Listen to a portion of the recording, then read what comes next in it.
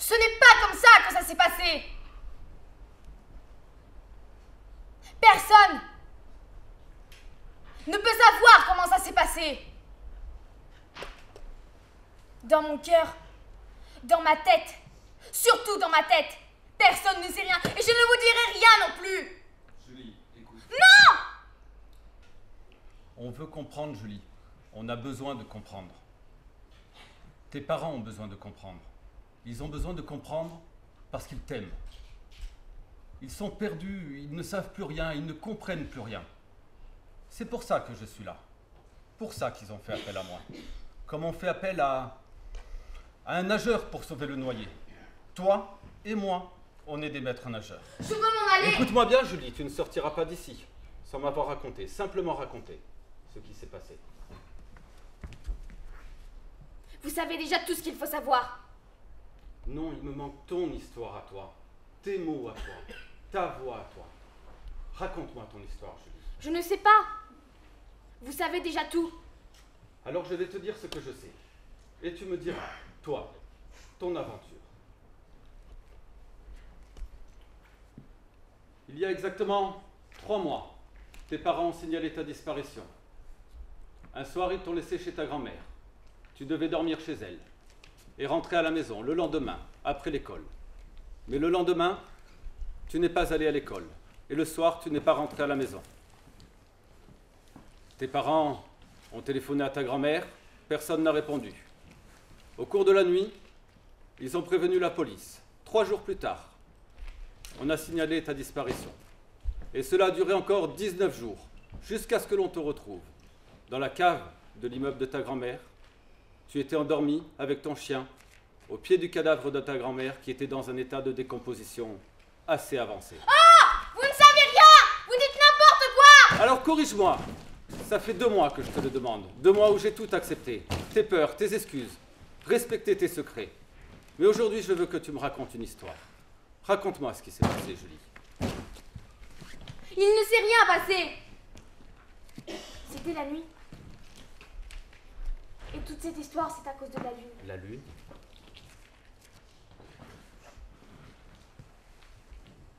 Oui, car la lune est la grande lampe allumée dans le ciel. Pour ceux qui souhaitent le ciel et puissent découvrir le chemin qui mène à Pacamambo. Car Pacamambo, c'est vraiment le lieu de toutes les lumières. Ma grand-mère me l'a dit. Et ensemble, on est partis à Pacamambo. La fenêtre était ouverte. Mon chien dormait à mes pieds. Oui, chut! Marie-Marie! Marie-Marie! Marie-Marie! Marie-Marie! La lune! Je suis venue te chercher. J'ai peur! Tout le monde a peur lorsqu'il se retrouve seul face à la lune. Alors, c'est maintenant? Ne tremble pas, Marie-Marie. Je vais te conduire vers une lumière plus grande. Pacamambo! Julie! Julie! Réveille-toi! Julie ne t'entendra pas. Elle dort. Le gros! Le gros! Réveille Julie! Réveille-la! La lune est venue m'emporter, drapée de son grand manteau d'argent. Le gros! On y va, Marie-Marie. On y va. Réveille-la! Non, ton homme, elle ne peut pas se réveiller. Voyons le gros, qu'est-ce qu'il y a? Ça a mal. Voilà ce qu'il y a. Grand-mère? Julie! Julie, écoute-moi, écoute-moi. Je n'ai plus beaucoup de temps pour te parler. Je t'écoute, grand-mère, je t'écoute. Un mort aurait tant de choses à dire. À ceux qui restent et à ceux qu'il a aimés. Grand-mère. Je vais partir. Tu devrais être grande maintenant. Mais je suis grande, grand-mère, je suis grande. J'ai si peur. J'ai peur et j'ai froid. La lune est là, avec sa grande cape de vertige. Je vais mourir et j'ai peur. Mais je te tiens, grand-mère, je te tiens. Il faut que je te dise. Il existe un lieu où on se retrouvera. Il existe un lieu où tout nous ressemble. Un pays où nous serons tous, les uns et les autres, les uns et les autres. Mais mon pays, c'est toi, Marie-Marie, c'est toi. Pacamambo! Pacamambo, emmène-moi avec toi. Je ne peux pas. Chacun trouve son chemin vers Pacamambo. Mais comment trouver, Marie-Marie? Comment trouver? Tout est là. Où? Au fond du 3e tiroir. On y va, Marie-Marie. On y va. Je crois qu'il est bloqué complètement. La vioque. Non! Grand-mère, non! Ne pars pas! Alors emmène-moi avec toi! Embrasse-moi, Marie-Marie, embrasse-moi! Adieu, Julie. On se retrouvera bientôt au pays promis par la lune. Au pays même de Pacamambo. Grand-mère! Non!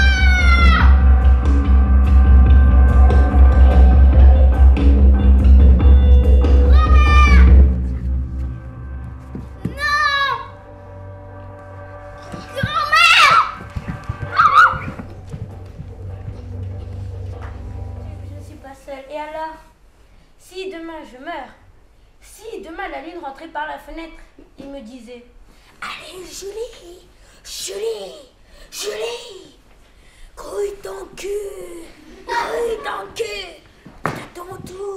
C'est à ton tour de passer par la fenêtre. Tu ferais quoi? Tu ferais rien du tout. Tu resterais là comme un con. Toi, tu penses vraiment que la mort a le droit de nous arracher la personne qu'on aime le plus au monde? Réponds! Réponds, le gros! Réponds, nom du pipe! Réponds! Moi je veux bien répondre, mais je sais pas quoi dire. Regarde. Marie-Marie ne bouge plus. Ne parle plus. Ne respire plus. Alors la mort, on le joue à méchant. On va l'obliger à venir nous voir. On va l'obliger à venir ici et on va lui dire non, je comprends de sa façon d'agir. C'est une bonne idée, hein, le gros, c'est une bonne idée. Et pour la faire venir, ne t'en fais pas. J'ai une idée derrière la tête qui va obliger la mort à venir poser son gros cuiron chez nous.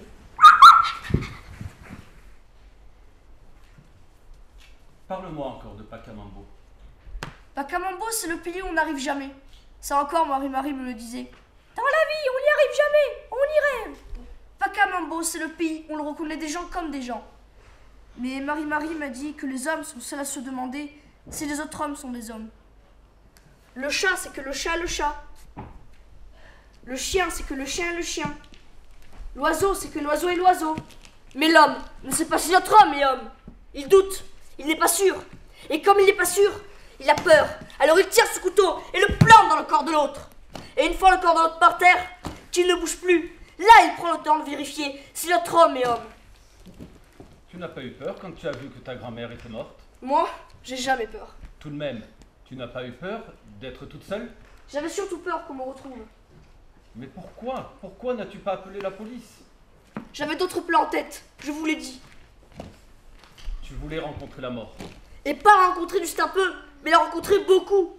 Enfin, Julie, tu es assez intelligente pour savoir que c'était impossible. La mort, c'est personne. C'est pas quelqu'un. C'est un fait, un événement. Ça, c'est vous qui le dites. Comment ça, c'est vous qui le dites? Oh, et vous m'emmerdez avec vos histoires de pas quelqu'un et ces personnes. Parce que si pour vous, c'est impossible de rencontrer la mort, pour moi, c'est encore plus impossible à ce moment-là que j'appelle la police ou qui vous voulez. Mais pourquoi? Parce que je savais que le monde entier allait me faire chier, comme vous êtes en train de me faire chier. Je savais alors que je rencontrais tous les psychiatres du monde. Je n'avais pas envie de ça, pas envie de parler, pas envie qu'on me parle. Je voulais juste rester avec ma grand-mère, parce que ma grand-mère, c'est la personne que j'aime le plus au monde. Et puis là, elle est morte. Et moi, je décidais que ça n'allait pas se passer comme ça. Moi et mon gros chien, on allait rencontrer la mort et on allait lui casser la gueule à la mort. Et la mort, l'as-tu rencontrée? J'ai cherché le chemin qui mène à elle. Et où l'as-tu trouvée? Dans le 3e tiroir de la commode.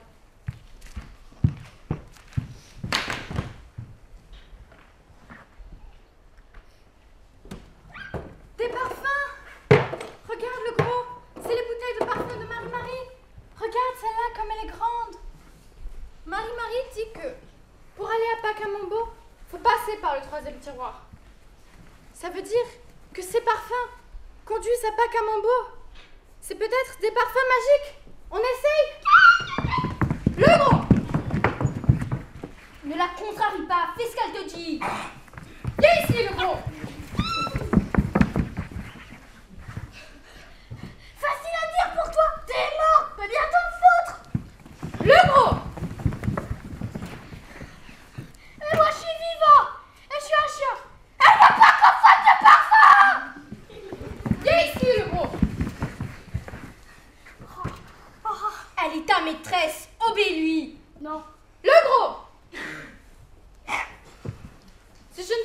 de parfum. Tu n'iras pas à Pacamambo. On t'emmènera à la fourrière. On te mettra dans une cage. On te fera une piqûre et tu vas mourir. M'en fous. Le gros!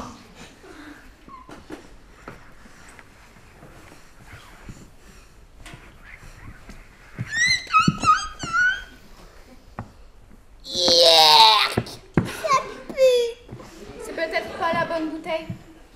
On en essaye un autre? C'est bon, j'ai rien dit.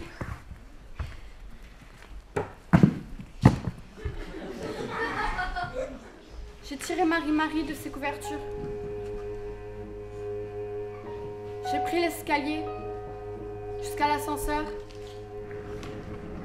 Et je suis descendue jusqu'à la cave de l'immeuble où Marie-Marie avait une petite place fermée pour mettre ses valises de voyage. J'ai disposé les valises.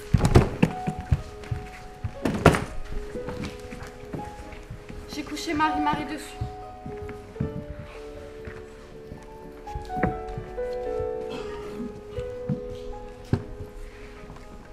J'ai fermé la porte. J'ai allumé une bougie. Et je me suis mise à attendre. Attendre que la mort vienne frapper à la porte pour que je lui dise 2 mots. Puis, le gros et moi, on s'est endormis.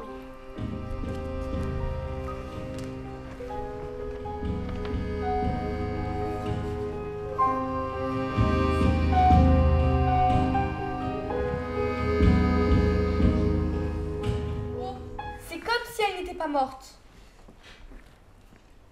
Et nous, on va rester avec elle, toujours. Ne t'inquiète pas, grand-mère, je ne t'abandonnerai jamais. Ne pleure pas, le gros, la mort ne nous aura pas. Tu sens l'odeur? Elle pense qu'avec ça, elle va nous faire peur. Mais nous, on est plus fort qu'elle. Et pour le lui prouver, tu vas voir ce qu'on va faire. On va redonner vie à Marie-Marie. Marie-Marie, je crois que Julie commence à devenir folle. Elle veut te maquiller. On va commencer par le rouge à lèvres. Celui-ci, c'était son crayon préféré. C'est beaucoup mieux comme ça, non? Tu trouves pas? Vraiment? Attends, on va rajouter un peu de rose aux joues. Et un peu de couleur aux yeux. Là, la mort, elle peut toujours aller se faire foutre. Et là, on va lui mettre de la vie plein les yeux.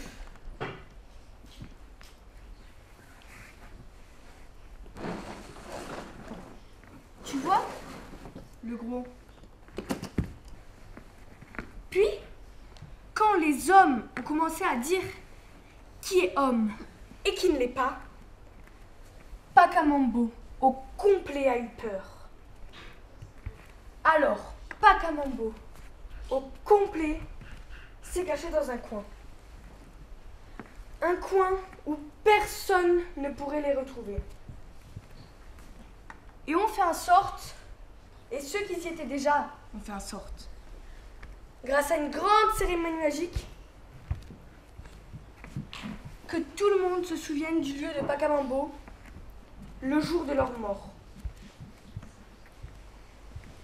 Et c'est pour ça que Marie-Marie veut se faire belle avant d'aller à Pacamambo. Et c'est pour ça qu'on doit lui mettre du parfum. Tu comprends, le gros? Moi, je suis un chien.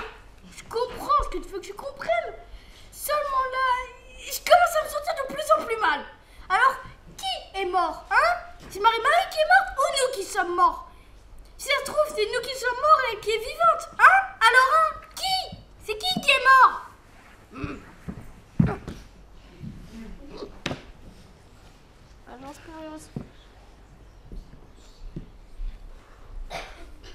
Est-ce que tu reconnais que ce que tu as fait là, ce n'est pas normal?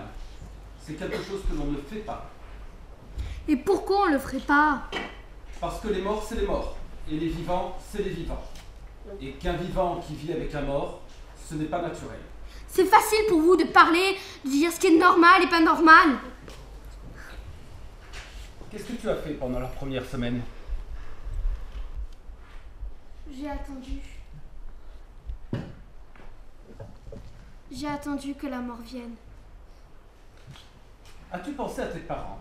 As-tu pensé à quel point tes parents devaient être inquiets? Hé, C'est pas de ma faute si je me sentais mieux avec elle morte qu'avec vous vivant. Mais au bout d'une semaine, tu as bien vu que c'était impossible, que la nature suit son cours, et que ta grand-mère devenait de plus en plus laide. Quand les couleurs s'effaçaient, j'en remettais. Et quand les odeurs revenaient, je vidais une autre bouteille de parfum sur son visage. Et quand tu avais plus ni couleur ni bouteille, qu'est-ce que tu as fait? Parfois la nuit, je sortais pour aller chercher à boire et à manger. Puis, je revenais. Je me recouchais. Et là, je rêvais. Je voyais de grands hommes noirs qui riaient. Pacamambo. Puis, je me réveillais. Je savais que je n'étais plus de ce monde. Alors je crois vraiment que sans mon chien, sans lui, je serais à mon tour morte. Mais il était là, le gros! Il ne m'a pas quitté une seconde. Je me couchais, la tête sur son cœur, et me disais la vie. Je me disais aussi que je n'avais plus d'âge, que j'avais 100 ans, que j'avais l'âge de la terre entière, que j'avais l'âge de ma grand-mère, que j'étais la terre dans laquelle on a enterré ma grand-mère, que j'étais le sable et la terre, et le ciel et les larmes et la pluie. Et dans tout ce silence, il y avait le cœur de mon chien. C'était la seule chose que je n'étais pas. Il y avait une vie à mes côtés.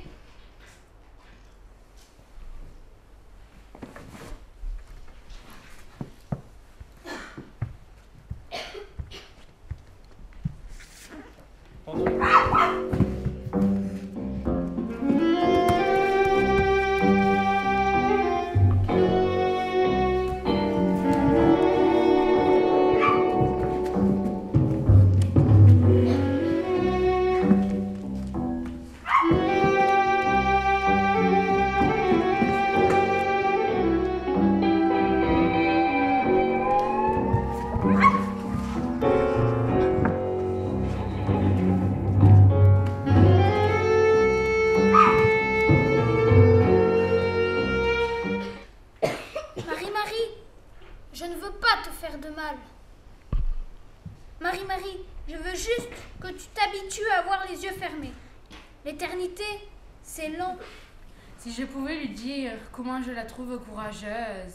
Je n'ose pas toucher tes paupières. Ne pense pas que je t'aime plus.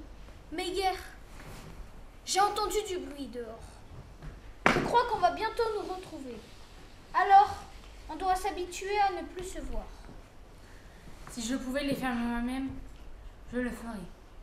Mais Julie, entends-moi. Que ce geste que tu vas faire nous serve d'adieu.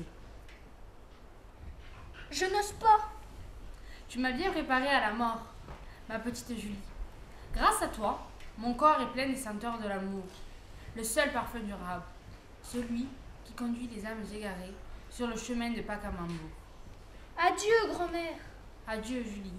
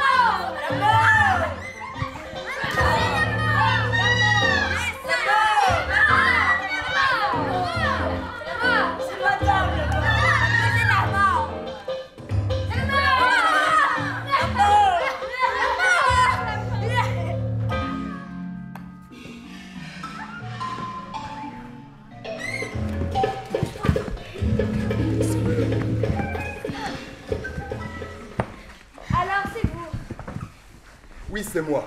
J'ai entendu dire que tu voulais me voir. Oui, et c'est très urgent si vous voulez tout savoir. Oui, je sais. Mais j'avais beaucoup de travail. Maintenant, je suis là. Il n'est pas très prudent de se mettre face à face avec la mort. Arrêtez de vous vanter. Ça fait du bien, de temps en temps. Comment ça se fait, vous toujours là comme un mur planté au bout de l'horizon? Qui êtes-vous? Que voulez-vous? Pourquoi vous priez ma grand-mère? Vous trouvez ça beau, vous? À voir ce que tu as fait avec le cadavre de ta grand-mère, on se demande qui s'occupe des affaires de qui. Pakamambo ne mourra jamais, parce que Pakamambo, ce n'est pas dans la vie. Vous avez beau avoir pris ma grand-mère, vous ne l'aurez pas prise complètement. Puisqu'aujourd'hui je pense à elle, puisqu'aujourd'hui je décide que je suis elle. Alors il n'y a pas de mort, il n'y a pas d'oubli, c'est moi qui décide. Puisque c'est dans mon cœur, dans ma tête, dans mes rêves. Et contre ça, tu n'y peux rien. Tu sais, Julie, mon but n'est pas de faire du mal ou de la peine à qui que ce soit. Je suis une évidence de l'existence. Comme la vie. Si tu acceptes de vivre, tu acceptes surtout de mourir. C'est ça, la règle du jeu.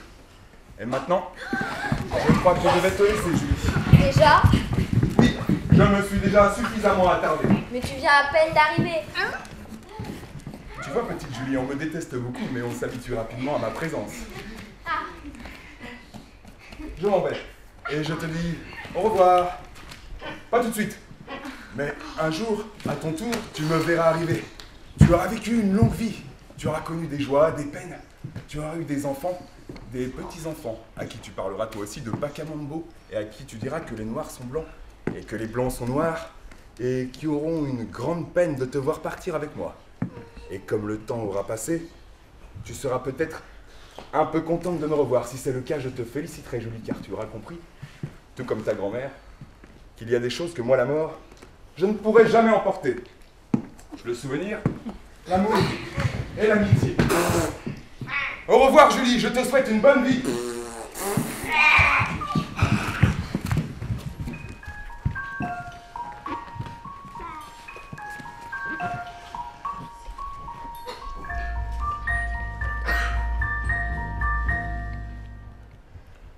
Lorsqu'on t'a retrouvé, Julie, tu suffoquais. Tu es passé à 2 doigts de la mort. Peut-être. Mais aujourd'hui, je sais qu'il y a une terre qui porte le nom de Pakamambo. Et ça, vous ne pourrez jamais comprendre ce que c'est. J'ai entendu les coups de hache sur la porte. J'ai entendu la porte s'abattre et puis tout à coup les cris des hommes. J'ai entendu leur horreur quand ils m'ont vu coucher à côté de ma grand-mère. J'ai aussi entendu des hommes qui avaient vraiment peur de la mort. Mais moi, aujourd'hui, je sais que je suis toute seule sur le chemin. Ma grand-mère est partie et les autres pensent que j'ai de la peine. J'ai de la peine, c'est vrai. Mais aujourd'hui, c'est autre chose. Autre chose. Quelque chose qui ressemble à l'amour. Vous m'avez demandé de vous raconter une histoire. Ce n'est pas simple quand on est jeune. Mais ce que je peux vous dire alors, c'est que j'ai aimé une bonne vieille femme, que j'appelais ma grand-mère. Une vieille femme, pas riche, pas belle, pas rien de rien. Mais je l'aimais parce qu'elle prenait soin de moi. Je l'aimais, et moi j'ai envie d'aimer jusqu'à la mort. C'est la seule façon de trouver le chemin qui mène à Pakamambo. Je n'invente rien, c'est la mort qui me l'a dit, je vous le jure.